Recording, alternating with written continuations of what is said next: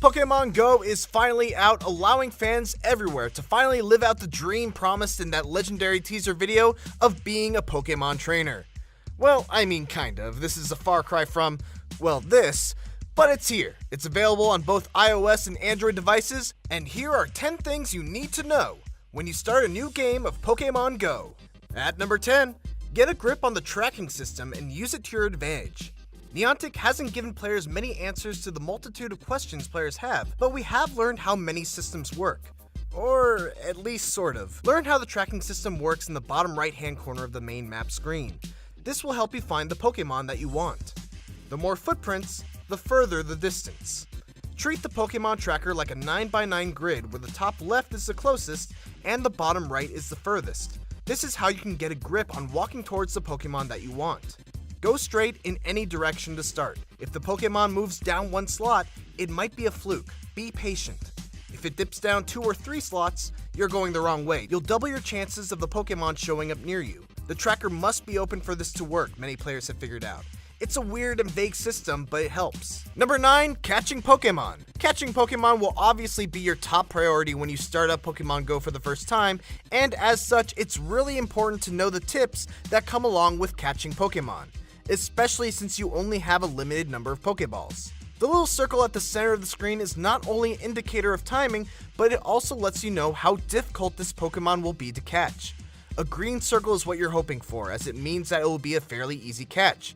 Yellow is a step up, but still very manageable. Orange and red are very difficult captures, and chances are you're gonna want to use a better Pokeball or risk wasting a bunch on a failed capture. As far as timing is concerned, you should try to throw the ball when the circle is at its smallest. That will give you the best chance of capturing the Pokemon. I'd also recommend using your index finger as opposed to your thumb to increase your accuracy. Number 8, Pokestops. Unlike Pokemon, Pokestops will not cause your phone to vibrate when nearby, so you actually have to actively plan to visit a Pokestop or actively know when you're near one, because in order to reap the benefits of them, you need to be close by. When you spot a blue Pokestop on the map, you can touch it to reveal the name of the location along with a picture of it that can be spun. If you're too far away, spinning the picture will do nothing, but if you get within range, you can spin the circle to get a number of items including Pokeballs, eggs, potions, and revives. Once a Pokestop has been used, it will turn purple and you won't be able to get any more items from it until it refreshes in about 5 minutes. Just walk a few blocks, come back, and you should be able to grab items from it again. If you happen to live next to a Pokestop, you lucked out. You can just keep on checking back and getting items and EXP every few minutes. Lucky bastard. Number 7, powering up your Pokemon. Pokemon Go is not just about catching Pokemon, it's about raising them as well. Your Pokemon's strength is determined by their CP or combat points. Essentially, think of this like levels. The higher the CP, the higher level your Pokemon is. You can increase CP by spending Stardust, which is obtained simply by catching more Pokemon.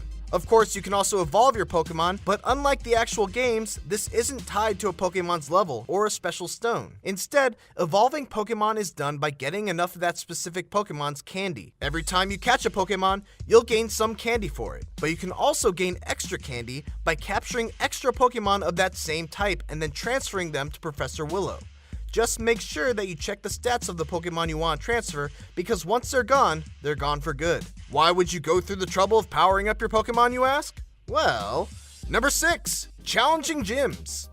Like in the games, gyms are where the toughest trainers in the region gather. Unlike the games, you can actually become a gym leader yourself if your Pokemon are strong enough. But we're getting ahead of ourselves here. Gyms are those large red, blue, or yellow landmarks on your map that you won't even be able to interact with until you're trainer level 5. Once you are level 5 though, and you're able to choose what team you want to join, you'll also be able to either challenge opposing gyms or train at your own. If you attack a gym controlled by another team, you'll have to start at the bottom, battling the weakest Pokemon placed inside the gym, and work your way all the way up the ladder until you get to the gym leader. Every time you win against the gym leader, you'll knock down that gym's prestige until eventually you'll kick them out altogether. If you have the strongest Pokemon at a gym your team controls, you can actually even become the gym leader. On the other side of that, if you train at a gym you control, defeating the Pokemon placed inside, you'll actually be able to improve its prestige and make the gym better equipped to fend off challengers. It's a pretty cool, almost turf war style of conflict, and it opens it up for the truly hardcore Pokemon Go players